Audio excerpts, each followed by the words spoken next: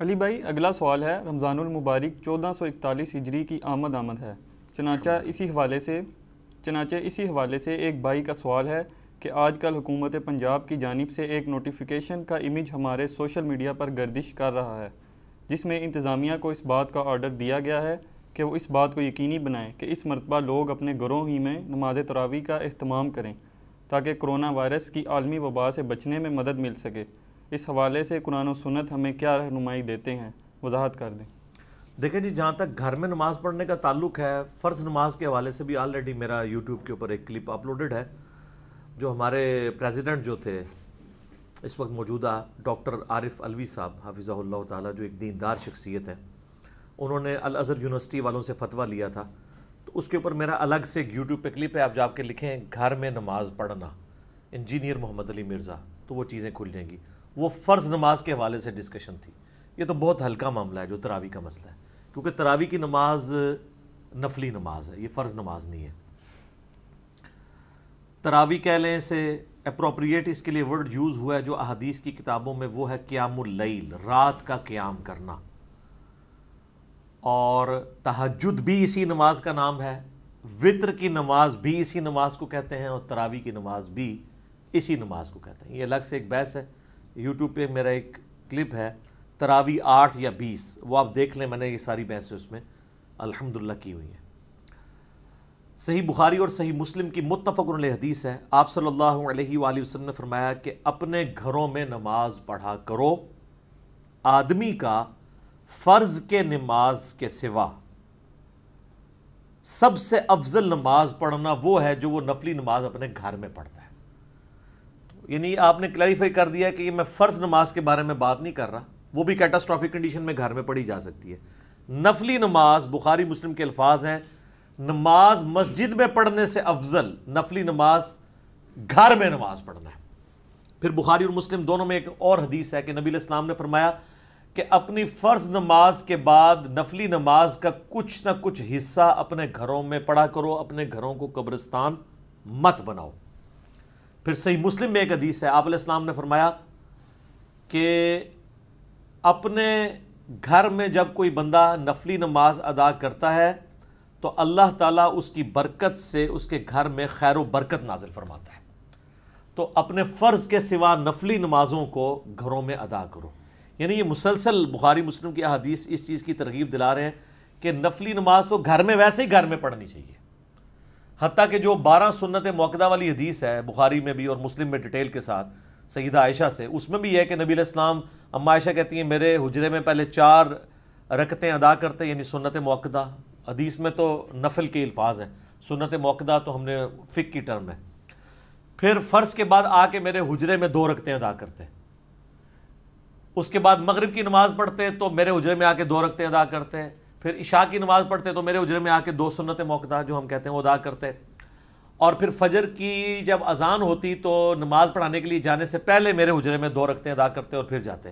یعنی نبی علیہ السلام کی تو مبارک عادت تھی کہ آپ جو نفلی نماز ہے وہ گھر میں ہی پڑھا کرتے تھے، جسے آپ سنت موقدہ کہہ لیں، غیر موقدہ کہہ لیں، وطر کہہ لیں، یہ ساری کی ساری کیٹاگریز ہیں، مین 2 کیٹاگریز، فرض اور نفلی نماز، تو یہ ساری کی ساری چیزیں نفلی نماز کی کیٹاگری کے اندر فال کرتی ہیں۔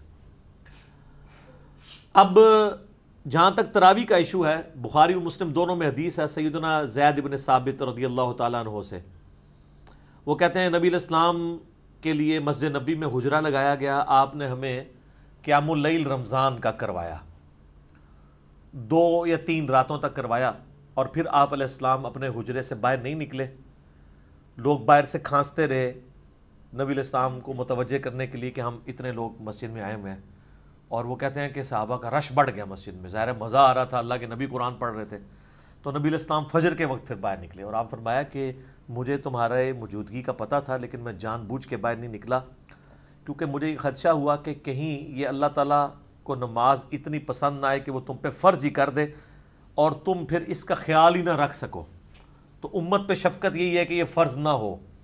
اور پھر ایک طریق کے اندر بخاری کے الفاظ ہیں، آپ علیہ السلام سخت ناراض ہوئے اسی حدیث میں، اور آپ نے فرمایا کہ جاؤ اپنے گھروں میں جا کے نماز پڑھو، اور وہ جو میں نے پہلی حدیث بیان کی تھی نا وہ اسی حدیث کا حصہ ہے، آپ علیہ السلام فرمایا کہ مرد کا فرض کے سوا باقی جو نفلی نمازیں سب سے افضل نماز وہ ہے جو اپنے گھر میں پڑھتا ہے، میری اس مسجد میں نماز پڑھنے سے بھی بہتر نماز ہے۔ یعنی اللہ کے نبی کے پیچھے کوئی فرض نماز کے سوا نفلی نماز پڑھے اور مسجد نبوی میں بھی پڑھ رہا ہو، تب بھی ان دونوں سے بہتر ہے گھر میں وہ نفلی نماز پڑھے۔ تو تراویح کی نماز نفلی نماز ہے، سنت موقدہ کہہ لیں یا جو بھی اس کو ساتھ کہنا ہے تو نفلی نماز ہے، تو باقی چیزیں تو پھر بالکل چھوٹی رہ جاتی ہیں۔ اگر اللہ کے نبی کے پیچھے پڑھنے سے، مسجد نبی میں پڑھنے سے بہتر ایک مرد کے لیے گھر میں نفلی نماز پڑھنا ہے، اور یہ قیام رمضان کی بات ہو رہی ہے تراویح کی، تو نبی علیہ السلام نے یہ ترغیب دلائی کہ قیام رمضان گھر میں کیا جائے، اس چیز کی آپ علیہ السلام نے ترغیب دلائی۔ اور یہی وجہ ہے کہ آپ کو پتہ ہے شیعہ کا اس میں پھر بڑا ایکسٹریم موقف ہے، وہ تو اسے بدعت سمجھتے ہیں، اور دوسری طرف سنیوں نے ایک ایکسٹریم رویہ اختیار کیا ہے کہ پبلک کو یہ کہانی کرا دی کہ جو تراویح نہیں پڑھتا اس کا روزہ ہی نہیں ہوتا۔ اب جب ہم کہتے ہیں کہ یہ کہاں لکھا ہوا ہے تو کہتے ہیں ہم نے تو کبھی کہا نہیں ہے، تو یہ کون کہانی کروا گیا؟ صدیوں سے کہہ رہے تھے کہ جی وہ بغلوں میں بت رکھ کے آتے تھے، ابھی بھی کروڑوں عوام ان کی یہی کہتی ہے، لاکھوں نہیں کروڑوں، تو رفع دین ہوتا تھا۔ ہم کہتے ہیں کہاں لکھا ہے، کہتے ہیں جی ہمیں پتہ ہی نہیں۔ یعنی وہ اسی طریقے سے جیسے وہ کہتے ہیں نا یہ ہمارا جوڈیشری کا بیان نہیں ہے، یہ ویسے ہم نے ایک بیان دیا ہے۔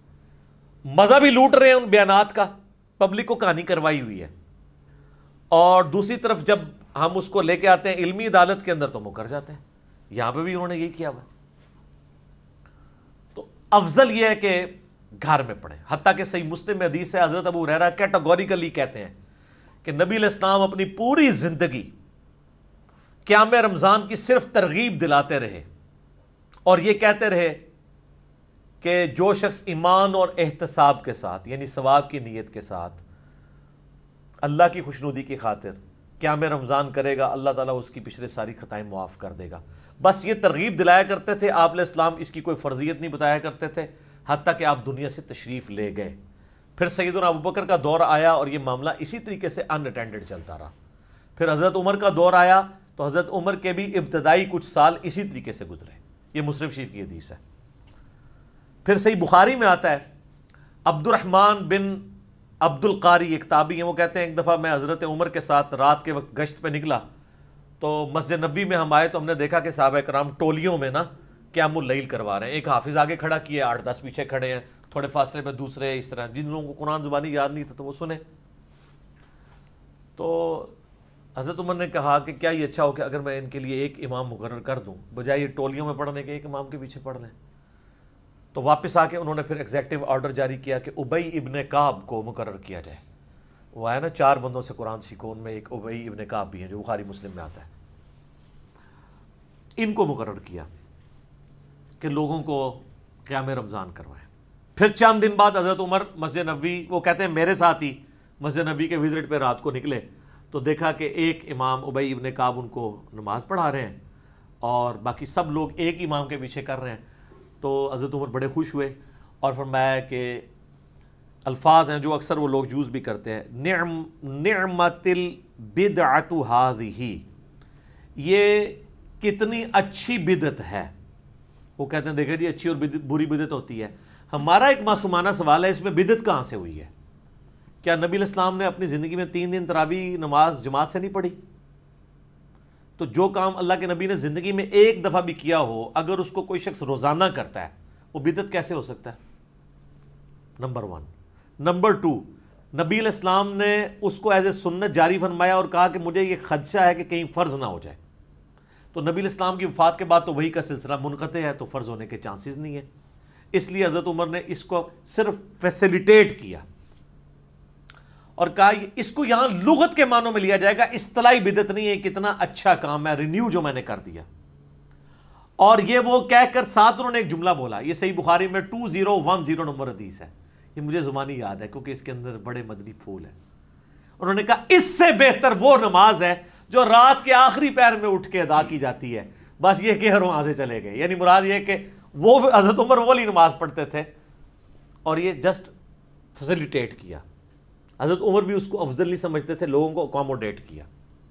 اس لیے شیعہ کا یہ موقف ہے کہ حضرت عمر نے جو شروع کروایا وہ اس کو بدعت سمجھتے ہیں، وہ بھی ایکسٹریم پہ گئے ہیں۔ حضرت عمر نے کبھی بھی اس کو ایز اے فرض کے طور پہ جاری نہیں کیا، جسٹ ایک مستحب کے طور پہ کیا، اور خود بھی وہ آپ دیکھ لیں انہوں نے تو نہیں پڑھی وہاں پہ نماز. جب ہم یہ کہتے ہیں خود تو کوئی نہیں پڑھی ہے, کہتے ہیں دیکھو جی یہ حضرت عمر کو کہتے ہیں جی نعوذ باللہ, وہ کہتے کچھ تھے وہ کرتے کچھ. سر جو انہوں نے کہا انہوں نے وہی کیا ہے. انہوں نے کہا اس سے بہتر نماز جو ہے رات کے آخری پہر میں پڑھی جاتی ہے, کیونکہ بخاری مسلم میں کہ یہ حدیث ہے نبی علیہ السلام نے آخری پہر میں اٹھ کے یہ نفلی نمازیں ادا کی ہیں. تو حضرت عمر تو نبی علیہ السلام کے طریقے کے اوپر چل رہے تھے, ان کو وہاں پہ اکوموڈیٹ کیا. اس کی وجہ یہ ہے کہ بعض لوگ سست ہوتے ہیں میرے جیسے, وہ امام اگر پڑھا رہا ہو قرآن اس کو آتا ہو تو ان کو سننے میں زیادہ بہتر لگتا ہے. اکیلے اٹھ کے کون, ہر ایک کو قرآن بھی یاد نہیں ہوتا. ان پہ پھر وہ حدیث فٹ ہوگی جو جامعہ ترمذی میں, ابو داؤد میں ہے, مشکات میں موجود ہے, کہ جو شخص امام کے ساتھ قیام کرتا ہے اسے پوری رات کے قیام کا ثواب مل جاتا ہے. اس سے بھی آسان ہے, صحیح مسلم میں حدیث ہے. ایک تابعی کہتے ہیں میں مسجد نبی میں داخل ہوا تو حضرت عثمان غنی رضی اللہ تعالیٰ عنہ مغرب کی نماز کی تھوڑی دیر بعد مسجد میں ہی آ گئے اپنے دور خلافت کے اندر, حالانکہ شام میں بھی بڑا ٹائم پڑا تھا. تو مجھے انہوں نے دیکھا تو مجھے انہوں نے کہا بیٹا میں تمہیں ایک بات بتاتا ہوں, میں نے اللہ کے نبی سے یہ بات سنی تھی, جو شخص عشاء کی نماز جماعت سے پڑھے اسے آدھی رات کے قیام کا ثواب ملے گا. اوئے ہوئے, اور جو فجر بھی پڑھ لے اسے پوری رات کا قیام, آدھی کو عشاء کور کرے گی آدھی کو فجر. تو حضرت عثمان یہ بتانا چاہ رہے تھے, یہ صحیح مسلم میں حدیث ہے, کہ میں جو عشاء کی نماز سے اتنی دیر پہلے آ گیا ہوں نا, اس لیے کہ میں چاہتا ہوں کہ میں تکبیر اولیٰ کے ساتھ نماز پڑھوں, آدھی رات کا قیام حاصل کر لوں. الحمدللہ. تو یہ بھی ایک آسان طریقہ ہے. لیکن جن لوگوں کو قرآن نہیں آتا وہ بیچارے کیا کریں؟ ظاہر ہے کہ وہ پھر امام کے پیچھے پڑھیں گے, کیونکہ تراویح کا مقصد رکھتے ٹپانا نہیں ہے, ادھر مقصد جڑا ہے وہ قرآن سننا ہے. اس لیے آپ دیکھیں گے امام ترمذی نے 806 نمبر حدیث کے نیچے بحث کی ہے کہ اس کی رکعتوں کے بارے میں کتنا اختلاف ہے. بعض کہتے ہیں 20 ہیں, بعض کہتے ہیں 41 ہیں, اور وہ کہتے ہیں احمد بن حنبل کہتے ہیں میں اس پہ کوئی کلام نہیں کرتا ہوں. ٹھیک ہے. امام شافعی کہتے ہیں میں نے اہل مکہ کو 20 کے اوپر پایا. ٹھیک ہے, اگرچہ اس کی سند بیان نہیں کی امام ترمذی نے, کیونکہ امام ترمذی کا تو امام شافعی سے سماع ثابت نہیں ہے, وہ تو احمد بن حنبل اور کے بھی آگے امام بخاری سے کے شاگرد ہیں. بہرحال چلیں ہم for the sake of argument ان کی یہ بے سند بات مان بھی لیں, تو دلیل تو اس سے یہ ثابت ہو گیا کہ امام ترمذی خود مانتے ہیں کہ کوئی اتفاق نہیں ہے, یہ نفلی عبادت ہے, کوئی جتنی مرضی کر لے. ہم یہ کہتے ہیں بخاری مسلم میں جو ام عائشہ کی حدیث ہے, رمضان یا غیر رمضان 11 رکعت معمول تھی. بخاری مسلم میں ملتا ہے 13 رکعت کا بھی ملتا ہے, 15 کا بھی 17 کا بھی نفلی نماز کے طور پہ. عطا ابن ابی رباح سے 20 رکعت بھی ثابت ہے. ہم نے کبھی اس پہ فتویٰ نہیں لگایا, بلکہ ہمارے بھائی جو 20 والی میں پڑھتے ہیں ہم کہتے ہیں 20 پوری کر کے آئیں تاکہ قرآن کا آپ وہ حصہ سن کے آئیں. اصل مقصد تو قرآن سننا ہے. اور اہل حدیثوں کو زیادہ تکلیف ہوتی ہے تو میں ان کو کہتا ہوں ابو داؤد میں حدیث سیدنا طلق بن علی ولی اٹھاؤ, علی بن طلق والی, جنہوں نے پہلے قیام اللیل کروایا ایک جگہ, پھر گھر گئے, اپنے گاؤں میں واپس پہنچے تو وہاں لوگ مسجد میں انتظار کر رہے تھے. کہتے ہیں حضرت ہم تو آپ کے انتظار میں بیٹھے ہوئے ہیں, تو آپ ہمیں قیام کرائیں. انہوں نے جا کے دوبارہ وہاں قیام کروایا, اور جب وطر کی باری آئی تو مصلی چھوڑ دیا اور کہا کہ میں نے نبی علیہ السلام سے سنا تھا کہ رات میں ایک دفعہ ہی وطر پڑھ سکتے ہیں, تو میں وطر پہلے پڑھے ہوں, تم اپنا امام مقرر کر لو, تو میں وطر نہیں پڑھاؤں گا. تو میں کہتا ہوں اگر انہوں نے 8 پڑھائے تھے, ادھر 8 ادھر پڑھائی, 16 نے پھر بھی پڑھی ہیں نا انہوں نے, تو وہ 11 والی مت تو ٹوٹ گئی نا. تو اس کو زیادہ جھگڑا نہ بنایا جائے. لیکن اصل بات یہ ہے کہ اس کا مقصد ہے قرآن سننا, اور صحیح مسلم میں حدیث ہے کہ سب سے افضل نماز وہ ہے جس کا قیام سب سے لمبا ہو. کتنی پوائنٹ کی بات ہے. اب جو 20 تراویح پڑھ رہا ہے اس کا رکعتیں پوری کرنے پر زیادہ زور ہوتا ہے, قیام مختصر ہوتا ہے. جو 8 پڑھ رہا ہوتا ہے اس کا قیام کے اوپر زور ہوتا ہے اور قرآن سننے کا مزہ آتا ہے. یہ نیچرل چیز ہے. اور صحیح مسلم کی حدیث سپورٹیو ہے کہ سب سے افضل نماز وہ ہے جس کا قیام لمبا ہو, تو قیام میں قرآن سننا ہوتا ہے. تو میں ریکویسٹ کروں گا کہ اگر یہ ایشو چل رہا ہے اس حوالے سے, تو یہ بڑا نادر موقع ہے کہ آپ گھر والوں کو سحری سے 1-1.5 گھنٹہ پہلے اٹھائیں اور آخری پہر میں پڑھیں. اگر نہیں پڑھ سکتے تو عشاء کے ساتھ ہی قیام اللیل گھر میں کروائیں. کئی حفاظ ہیں جو اس دفعہ قیام اللیل نہیں کروا سکیں گے اگر یہ صورتحال ہوئی. ابھی پرائم منسٹر کہہ رہے ہیں کہ انہوں نے 25 کو اناؤنس کرنا ہے, پتہ نہیں اب ہو سکتا ہے ریلیکسیشن آ جائے, واللہ عالم. ہم ورسٹ کنڈیشن کو ڈسکس کر لیتے ہیں. تو ٹھیک ہے, حفاظ اپنے گھر میں قیام اللیل کروائیں, اور جو لوگ حافظ نہیں ہیں وہ مصحف سر قرآن ہاتھ میں پکڑ کے قیام اللیل کروائیں. اس میں کوئی حرج نہیں ہے, آپ کروا سکتے ہیں. صحابہ اور تابعین کا عمل ہے. اس کے اوپر میرا آلریڈی ایک کلپ بھی ریکارڈڈ موجود ہے. صحیح بخاری میں انٹرنیشنل نمبر کے مطابق 692 نمبر حدیث کی ہیڈنگ میں امام بخاری نے تعلیقاً یہ نقل کیا ہے کہ سیدہ عائشہ کا غلام تھا زکوان، جو ان کو نماز پڑھایا کرتا تھا مصحف اپنے ہاتھ میں پکڑ کے، لیکن امام بخاری نے اس کی سند نہیں لی. اس کی پوری سند جو ہے وہ سنن کبریٰ البیہقی میں اور المصنف عبد الرزاق میں موجود ہے. اس کے اندر موجود ہے کہ وہ رمضان کا قیام کروایا کرتا تھا اور پوری سند کے ساتھ ہے. تو اس سے ثابت ہوا کہ امام مصحف پکڑ کے بھی قیام کروا سکتا ہے. اچھا، ایک دوسری صورت ہے جو آتی ہے مصنف ابن ابی شیبہ میں کہ انس ابن مالک رضی اللہ تعالیٰ عنہ اپنے شاگردوں کو امامت پہ فائز کرتے اور خود پیچھے مصحف اٹھا کے ان کی سماعت کیا کرتے تھے، ان کی غلطیاں ہائی لائٹ کرتے تھے. یعنی سامع بھی مصحف اٹھا سکتا ہے، لیکن ہر بندہ نہ سامع بنا کرے. یہ بڑا طریقہ ہوتا ہے لقمہ دینے کا. ہر بندے کو نہیں ہے کہ بعض اوقات وہ متشابہ آیات آتی ہیں، خام خام لقمہ دے دیں گے، کنفیوز ہو جاتا ہے. وہ قاری ایک دو آیات آگے جا کے اس کو خود اندازہ ہو جاتا ہے، وہ واپس آ جاتا ہے. جو ایکسپرٹ لوگ ہیں وہی صرف لقمہ دیں، ادروائز وہ قاری پھر کنفیوز ہو جاتا ہے. اور آپ دیکھتے ہیں کہ جگہ لڑائی بھی ہو جاتی ہے. اور ویسے اب قاریوں کے لیے چھلانگیں مارنا بھی مشکل ہو گیا.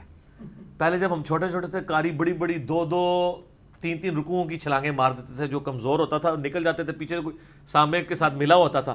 اب ہر بندے نے وہ ٹچ سکرین موبائل اٹھایا ہوتا ہے، تو میرے نزدیک وہ بھی جائز ہے. ظاہر مصحف کے ایکویلنٹ ہے، بلکہ اس سے بہتر ہے. مصحف کے لیے تو وہ مصنف ابن ابی شیبہ میں آتا ہے کہ وہ تابعین نے آگے پھٹے اور ڈیسک رکھے ہوتے تھے، جب سجدے میں جانے رکھتے تھے اس کے اوپر وہ رکھتے تھے تاکہ اس کو زمین پہ نہ رکھیں. اس کا ادب ہے نا. تو موبائل کے لیے تو یہ مسئلہ ہی نہیں ہے، وہ آپ اسی طریقے سے اس کو جیب میں ڈال لیں گے. لیکن ایئر فلائٹ موڈ یہ نہ تھی اپنے میسج بھی چیک کرتے رہو، ایک کام نہیں ہونا چاہیے. ایئر فلائٹ موڈ میں رکھیں، اور اس میں آپ، اور بہتر ہے کہ آپ ترجمہ بھی ساتھ پیرلل میں کھول لیں تاکہ آپ پیرلل میں اپنا ترجمہ بھی کور کریں. آپ کا پورے کا پورا قرآن کور ہو جائے گا. کتنی بڑی یہ نعمت ہے. اور اس میں فرض نماز یا نفلی نماز کی کوئی تخصیص نہیں ہے. اپنی اصل میں یہ چیز ثابت ہو گئی ہے، کیونکہ صحیح مسلم میں آتا ہے کہ نبی صلی اللہ علیہ وآلہ وسلم، صحابہ کرام کہتے ہیں کہ ہمیں نماز پڑھایا کرتے تھے، اور جب اللہ تعالیٰ کی رحمت کی آیات آتی تو وہ قرآن کی قرات روک کے اللہ سے دعائیں کیا کرتے تھے، رحمت کی، جنت کا سوال کرتے تھے. یہ فرض نماز کے لیے صحیح مسلم میں. اور جب جو ہے وہ عذاب کی آیات آتی تو آپ ادھر ہی قرات روک کے اللہ تعالیٰ سے عذاب جہنم کے اگینسٹ پناہ مانگا کرتے تھے. تو اس میں فرض و نفل کی کوئی تخصیص نہیں ہے. اپنی اصل میں چیز ثابت ہے کہ آپ اس طریقے سے دیکھیں کتنی کنسنٹریشن ہے. آپ کو تراویح پڑھنا آسان ہو جائے گا. ادروائز آپ کو تو کوئی انٹرسٹ نہیں ہے سوائے طرز کے، بس ٹون کے ساتھ لوگ چل رہے ہوتے ہیں. اور بعض تو اس میں ہوتے ہیں کہ بس یا لمون تا لمون سمجھ آئے 20 منٹ میں 20 تراویحیں ختم ہو جائیں، حالانکہ اس کا مقصد تو قرآن سننا ہے. میرے خیال میں ایٹ لیسٹ تراویحوں میں 2 گھنٹہ چاہیے ہوتا ہے. اگر آپ نے مصحف کا اتنا حصہ پڑھنا ہے کہ آپ ایک رمضان میں پورا قرآن مکمل کریں. اور آپ دیکھ لیں اہل حدیث کتنے آرام سے پڑھتے ہیں، عموماً پونے 2 گھنٹے ان کے لگتے ہیں 8 تراویح میں. تو حنفی تو 2 دفعہ 20 پڑھ کے چلے جائیں تو اتنے وقت میں جا سکتے ہیں. ٹھیک ہے، تو وہ مقصد نہیں ہے نا. تو اہل حدیث کے آپ کو پتہ کہ رات کا بھی شوق بھی ہے، پھر پڑھتے بھی سکون کے ساتھ ہیں، کچھ چھلانگیں بھی نہیں ہوتی ہیں. اور ہر دوسرے بندے نے موبائل اور مصحف، آپ حرمین میں بھی دیکھ لیں لوگوں نے مصحف اٹھائے ہوتے ہیں، وہ قاری غلطی کر نہیں سکتا، فوراً پکڑا جائے گا، ڈنڈی مار ہی نہیں سکتا. تو یہ ایک بہت بڑی نعمت ہے، اس کو یوٹیلائز کریں. میں تو کہتا ہوں یہ موقع آیا ہے کہ اپنے گھر میں آپ قیام اللیل کروائیں، ڈیسک رکھیں سامنے، مصحف ہاتھ میں اٹھائیں یا موبائل میں آپ یہ قیام اللیل کروانا شروع کریں. اور پیچھے والے جو ہیں وہ بھی بے شک لے کے کھڑے ہو جائیں، ساتھ ترجمے والا قرآن ہو تو زیادہ بہتر ہے، تاکہ آپ کو پتہ چلے کہ کیا پڑھا جا رہا ہے، آپ بڑا انجوائے کریں گے اس کو. تو میں تو کہتا ہوں اس موقع کو غنیمت جانیں، اور اس کی اصل کو سپورٹیو حدیث بھی ہے.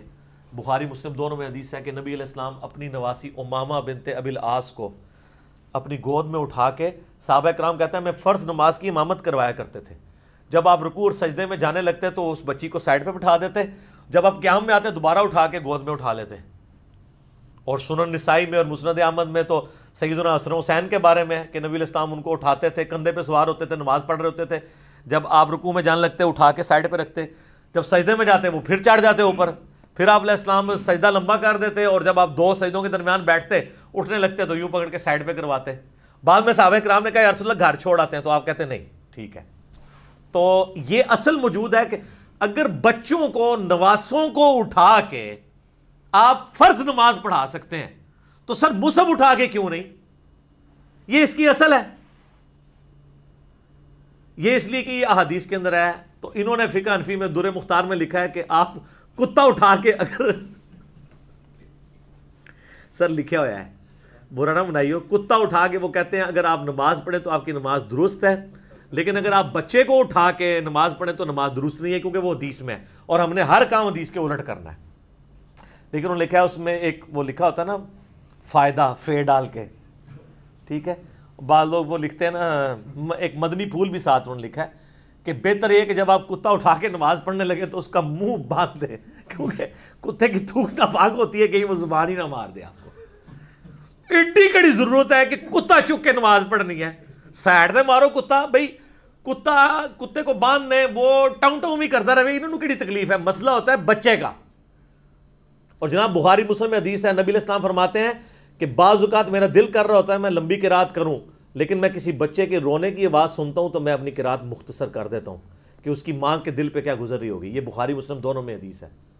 تو بچے کی تو پھر بھی امپورٹنس ہے، کتے کو اٹھا کے نماز، وہ کہتے ہیں کتے کو اٹھا کے پڑھیں تو ہو جائے گی، بچے کو اٹھا کے پڑھیں گے تو نہیں ہوگی، اس لیے کہ بخاری مسلم میں لکھا ہے، وہ بابوں نے بتایا۔ تو سر اس لیے تو ہم کہتے ہیں کہ مرنے سے پہلے اے مسلمان کر لے اس پہ غور، کتابوں کا خدا اور ہے، بابوں کا خدا اور، کتابوں کا جہاں اور ہے اور بابوں کا وکھرا جہاں اور، ٹھیک ہے، اس کا ایک اپنا وکھرا جہاں ہوتا ہے، اس کا اپنا ہی ایک جہاں ہوتا ہے، یہ وہ ہے جہاں جناب۔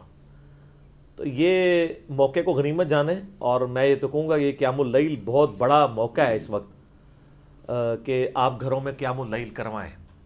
اگر تراویح بندی لگتی ہے تو یہ نہیں ہے کہ آپ تراویح سے جان چھڑا لیں قیام اللیل سے، قرآن، اور ویسے تو پورا سال ہی قیام اللیل ہونا چاہیے۔ ابھی بھی کئی قاری حضرات ہیں جو یعنی جو جہری نمازیں ہیں ان میں پورا قرآن کور کرتے ہیں، ایٹ لیسٹ فجر میں وہ کرتے ہیں، اس لیے کہ وہ چاہتے ہیں کہ ہمیں سال تک پورے یعنی اگلے رمضان آنے تک قرآن یاد بھی رہے۔ سال بعد کھولیں گے تو کئی ایک آیات پھر بھول بھی جاتی ہیں، تو اس میں آسان طریقہ یہ ہے کہ آپ کنٹینیوس اس کو کور کرتے رہیں۔ تو میں سمجھتا ہوں کہ گورنمنٹ نے اس طرح کی کوئی پابندی لگائی ہے تو اس میں کوئی ایسا مسئلہ نہیں ہے، آپ اس کو یوٹیلائز کریں اور اس کو ایک اپرچونٹی سمجھیں قرآن کو گو تھرو کرنے کی۔ تو گھروں میں تراویح کا اہتمام کریں، مسجد میں اگر نہ بھی ہوئی گھروں میں جماعت کے ساتھ کریں، خصوصاً جو بچے حافظ ہیں، لیکن وہی کوارنٹین میں ہی رہتے ہوئے یہ نہیں ہے کہ ایک بچہ دوسرے گھر میں جائے پھر ایشو اپنی جگہ رہے گا، اپنے اپنے گھروں میں رہے۔ دیکھ کے تو ہم قرآن پڑھ ہی سکتے ہیں نا۔ اچھا یہ بھی ضروری نہیں ہے کہ آپ نے پورا مصحف کور کرنا ہے، جتنا آپ کے لیے آسانی ہے آپ وہ پڑھ لیں، ایک پارہ ختم کر لیں۔ میں کہتا ہوں سورہ بقرہ بھی اگر کوئی ترجمے کے ساتھ ختم کر لے پورے رمضان میں تو سر اس نے بہت کچھ حاصل کر لیا۔ یہ تو آپ پورے رمضان کی بات کر رہے ہیں نا۔ الموطا امام مالک میں آتا ہے، بخاری میں تو آیا تھا نا کہ ابی ابن کعب کی ڈیوٹی لگائی، الموطا امام مالک میں گولڈن چین کے ساتھ آتا ہے، یعنی امام مالک نے سنا ہے امام نافع سے اور عبداللہ بن عمر سے، اور ایک اور گولڈن چین، یہ تو خیر حدیث دوسری تھی، یہ جو حدیث میں بیان کرنے لگا ہوں اس میں بھی جو سائب بن یزید جو ہیں صحابی ہیں، اور ان کا پوتا جو ہے نا وہ ان سے سماعت کرتا ہے اپنے دادے سے، اور اس سے امام مالک نے سنا ہے۔ بہترین گولڈن چین ہے کہ تمیم داری اور ابی ابن کعب کو حضرت عمر نے ڈیوٹی لگائی کہ 11 رکعتیں رمضان میں پڑھائیں، اور اتنی لمبی قرات ہوتی تھی کہ صحابہ کہتے ہیں ہم ختم سیری جب یعنی سیری کا جو ختم سیری کا وقت ہونے والا ہوتا تھا اس وقت کے قریب کہیں جا کے فارغ ہوتے تھے، اور بعض اوقات لوگ تھک جاتے تو لاٹھیوں کے سہارے قیام اللیل کرتے تھے، یعنی سیری کا بھی وقت بڑا تھوڑا ملتا تھا۔ یہ الموطا امام مالک میں ہے، اور یہ ایسی چیز ہے جو ان کے گلے کی ہڈی ہے کہ جو ہم کہتے ہیں، یہ کہتے ہیں حضرت عمر نے 20 شروع کرائی ہیں، تو الموطا امام مالک جو روئے عرض پہ سب سے پہلے حدیث کی کتاب ہے اس میں تو لکھا ہے حضرت عمر نے 11 رکعت شروع کروائی ہے۔ وہ کہتے ہیں جی 11 بھی تھی لیکن وہ 20 والی بھی آگے ایک روایت ہے، وہ روایتی منقطع ہے، یزید بن رمان نے تو حضرت عمر کا زمانہ ہی نہیں پایا۔ پھر بھی ہم کہتے ہیں آپ نے کرنا چاہتے ہیں آپ ضرور کریں، لیکن ایک غریب تو بدتمیز نہ بنو، پلے شاید کوئی نہیں ہے۔ بخاری کہہ رہی ہے ابی ابن کعب کی ڈیوٹی ہے الموطا امام مالک میں، امام مالک نے ترتیب سے حدیث لی ہے، پہلے تو وہ بخاری والی حدیث ہی ہے لیکن امام بخاری سے پہلے لی انہوں نے حدیث، تو کتاب پہلے لکھی گئی کہ ابی ابن کعب کی ڈیوٹی لگے، وہی عبد الرحمن بن عبد القاری والی حدیث جو حضرت عمر ڈیوٹی لگا کے تو چلے گئے وہاں سے، اور ابی ابن کعب کا لکھا کہ انہوں نے 11 رکعت پڑھائی، اور اس میں الفاظ ہیں کہ امام 8 یعنی جب تراویح کی رکعت میں یعنی 11 رکعت پڑھایا کرتے تھے، اور سورۃ البقرہ امام جب 12 رکعتوں میں ختم کرتا تھا نا تو ہم اس وقت ریلیکس کیا کرتے تھے کہ یار 8 سکون ہے، ادروائز وہ ظاہر 8 رکعتوں میں کرتا تھا، 12 اس طرح بن گئی نا کہ 8 قیام اللیل کی ہو گئی، اور وطر کی 2 رکھتے ہیں 10 اور 2 عشاء کے فرضوں کی جاری رکھتے ہیں، تو یہ 12 رکھتے ہیں اس طرح پوری ہو جاتی ہیں. تو لہٰذا اہل حدیث جو اکثر لوگ اعتراض کرتے ہیں نا کہ اہل حدیث عشاء کے فرضوں میں کیوں قیام اللیل شروع کروا دیتے ہیں، تو یہ جائز ہے. الموطا میں مالک میں سپورٹیو اس کو حدیث موجود ہے. تو صحابہ کرام تو جناب روزانہ سورہ بقرہ کے برابر پڑھتے تھے. تو سورہ بقرہ کتنے پڑھتا ہے؟ 2.5 پاڑے پڑھتے تھے، اور جا کے ساری کے قریب فارغ ہوتے تھے. اس کا مطلب یعلمون تعلمون نہیں پڑھتے تھے، سکون سے پڑھتے تھے. اچھا میرا سوال ہے، برا نہیں بنانا آپ نے، یہ آپ کے بزرگ جو روزانہ 3 قرآن اور 8 قرآن رات کو پڑھتے تھے، وہ کیسے پڑھتے تھے؟ صحابہ کرام تو نہیں پڑھ سکتے تھے. صحیح مسلم میں حدیث ہے، نبی علیہ السلام فرمایا تم میں سے کس کی استطاعت ہے کہ 1/3 قرآن روزانہ رات میں پڑھے؟ صحابہ نے کہا کہ یا رسول اللہ اتنی استطاعت کس میں ہو سکتی ہے؟ جن کا وکھرا جہاں ہو وہی کر سکتے ہیں. تو حضور نے فرمایا کہ سورہ اخلاص پڑھ لو 1/3 قرآن کے برابر ہے. اگر یہ اپنے بابوں کے لیے کہنا کہ 24 ٹائمز وہ سورہ اخلاص پڑھتے تھے، اس سے مراد 8 قرآن، تو ہم مان لیں گے. بلکہ ترمذی میں تو حدیث ہے جس نے 3 دن سے کم میں قرآن پڑھا اس نے قرآن کے فہم کا حق ہی نہیں ادا کیا. اور یہ ان کو کہا جا رہا ہے جن کو عربی آتی تھی. جنہوں عربی آندھی ہی نہیں ہے وہ اگر روزانہ 61 قرآن 3 قرآن 8 قرآن، وہ کہتے ہیں جی امام حنیفہ 61 قرآن پڑھتے تھے. 61 کس طرح؟ وہ کہتے ہیں جناب 1 قرآن جو ہے نا دن میں پڑھتے تھے اور 1 رات میں. کتنے ہو گئے؟ 60 30 روزے ہوئے. اور 1 تراویح بھی پڑھتے سب 61 ہو گئے. اور یہ عمومی عمل تھا ان کا، کیونکہ 29 بھی روزے ہوتے تھے. جب 29 ہوتے ہوں گے تو پھر 2 قرآن کم ہو جاتے ہوں گے نا، 59. مطلب کہانی ہے لیکن اس کو ڈسکس کرنے میں تو مسئلہ نہیں ہے. جو مرضی کہانی کراتے رہیں جی، آپ جو مرضی لوگوں کو بتائیں. بہرحال یہ تراویح قیام اللیل گھر میں کروا سکتے ہیں، اور بلکہ یہ افضل ہے کہ گھر میں کیا جائے. اب کچھ تلخ باتیں سے ریلیٹڈ ہیں، میں وہ اشارتاً کر دیتا ہوں کہ یہ اگر یہ افضل تھی اور یہ کتابوں میں لکھی ہوئی تھی تو یہ آپ کو کیوں نہیں بتائی گئی؟ اس لیے کہ یہاں پر پوری اکانومی اس سسٹم کے اوپر چل رہی ہے. کیونکہ اگر مسجد میں قیام اللیل کروانا ہے تو اس کے لیے آپ کو حفاظ چاہیے. حفاظ پروڈیوس کرنے کے لیے آپ کو مدرسے چاہیے، اور ظاہر ہے جب مدرسے بنیں گے تو مدرسے جو وہ کسی انکم کے اوپر ہی چلیں گے نا، تو ایک چندہ بک بھی چاہیے. اور پھر حال یہ ہوگا الٹیمیٹلی کہ وہ چندوں کے نام پہ حافظ تو شاید 10 نکل رہے ہوں، لیکن 10,000 حفاظ کے برابر چندہ. یہ پورے کا پورا روٹی روزی کا نظام جو ہے نا وہ اسی سسٹم سے تحت چل رہا ہے. اور اگر یہ سمجھتا ہے میں جھوٹ بول رہا ہوں تو ان کو کہیں کہ حافظ قرآن کی کوئی ایک فضیلت مجھے قرآن و حدیث سے بتائیں جو چھڑے حافظ کی فضیلت ہو، جس کو قرآن کا حلال اور حرام ہونا نہ پتہ ہو. جتنی حافظ قرآن کے فضائل ہیں وہ تو اس کے حلال کو حلال اور حرام کو حرام جاننے والی. ابو داؤد میں حدیث ہے، مسند احمد کے اندر حدیثیں ہیں، المستدرک الحاکم میں کئی حدیثیں موجود ہیں. تو آپ تو طوطے بنا کے نکال رہے ہیں، ان کو تو پتہ ہی نہیں قرآن میں لکھا کیا ہوا ہے. یہ تو وہ لوگ ہیں کہ یہ عذاب کی آیات پڑھیں تو عوام کہتی ہے سبحان اللہ، اور وہ خود بھی جب ادھر آ کے وہاں میں بیٹھے ہوتے ہیں وہ بھی سبحان اللہ کہہ رہے ہوتے ہیں. وَلِعَوْذُ بِاللَّهِ تعالیٰ تو نہیں پڑھیں گے، اللہم اجرنا من النار تو نہیں پڑھیں گے، ان کو پتہ ہی نہیں ہے.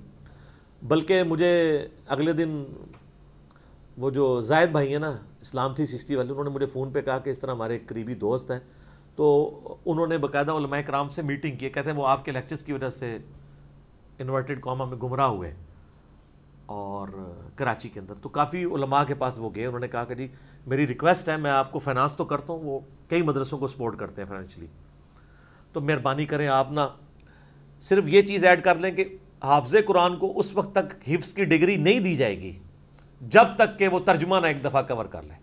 ایڈی سادی گل ہے سرکار، کوئی بھی عالم تیار نہیں ہوا اس کے لیے. اچھا کرتے ہیں دیکھ لیتے ہیں. میں نے کہا یار میں مان نہیں سکتا وہ یہ بھی کہیں، وہ تو سیدھے ہو جائیں گے آپ کے ساتھ. کہتے نہیں کچھ سیدھے بھی ہوئے ہیں، انہوں نے کہا یہ کام نہیں کرنا، یہ غلط ہے. تو میں نے کہا وہ جو دوسرے بھی کہہ رہے تھے نا وہ شرم و شرمی کہہ رہے ہیں، اندر سے وہ بھی گالیاں نکال رہے تھے. وہ تو نہیں اس چیز کو حرام سمجھتے کیونکہ ان کو پتہ ہے کہ ترجمہ آ گیا تو پھر تو یہ ہمارے گھاٹے فٹ ہو جائیں گے. تو ایسے حافظوں کے اوپر اگر امیدیں لگائیں گے نا ان کے ماں باپ نے کہ جی وہ ابو داؤد اور حاکم کی روایت ہے کہ ان کے ماں باپ کو ایک ایسا تاج بنایا جائے گا جو سورج کی روشنی بھی ماند پڑ جائے گی، تو اس میں آگے الفاظ ہیں کہ جس نے قرآن کے حلال کو حلال اور حرام کو حرام جانا اور اس کے مطابق عمل کیا وہ صاحب قرآن بھی ہوا، اس کے لیے فضیلت ہے.